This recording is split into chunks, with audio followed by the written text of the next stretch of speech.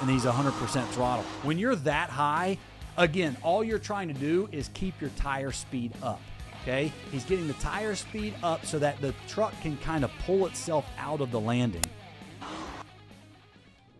Welcome back to another driver breakdown, and this time we're going to look at some more big air. In fact, we're going to take a look at what I think was a bit of a turning point in the sport of Monster Jam back in 2019 when Todd Leduc hit that massive jump at World Finals, and I feel like he rotated the earth from how hard he hit that jump to the landing of the truck. And it showed us a lot. It showed us, hey, we can keep pushing the limits of these trucks and throwing 12,000 pounds up in the air. And I know a lot of people talk about his Leduc leap from years previous. I think this jump was one of the coolest jumps I've still ever seen.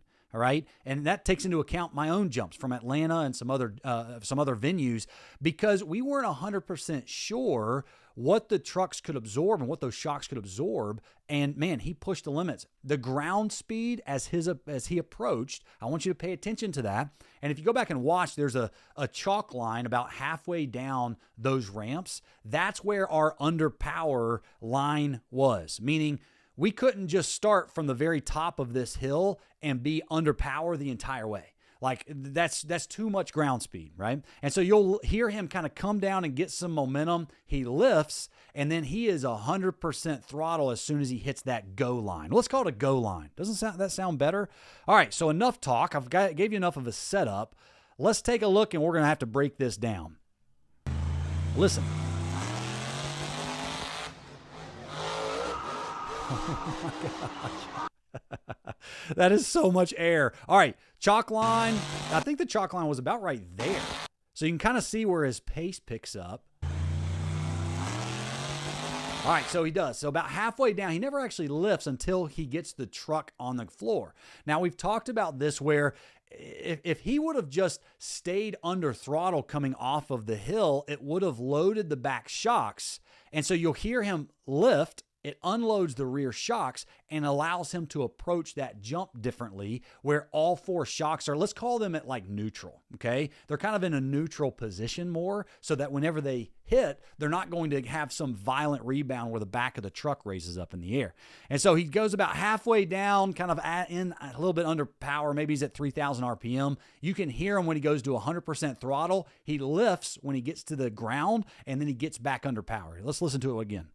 3,000. And he's 100% throttle. When you're that high, again, all you're trying to do is keep your tire speed up, okay? He's getting the tire speed up so that the truck can kind of pull itself out of the landing.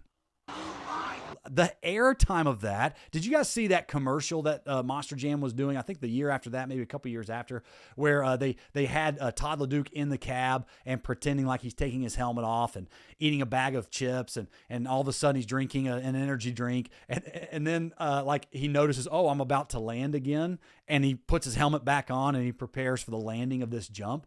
I thought that was still to this day one of the best commercials I ever saw Monster Jam put together. Listen to the throttle, though. He knows I've got a ton of ground speed going through the air. I need to match that with the tires. Otherwise, he would have broke. Now, again, he comes off the throttle right before he hits, but watch the truck kind of give a nice little bunny hop.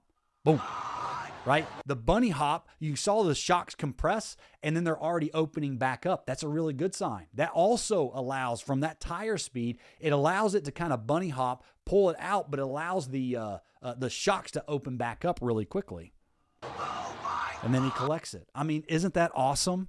All right, let's watch it in full speed one last time.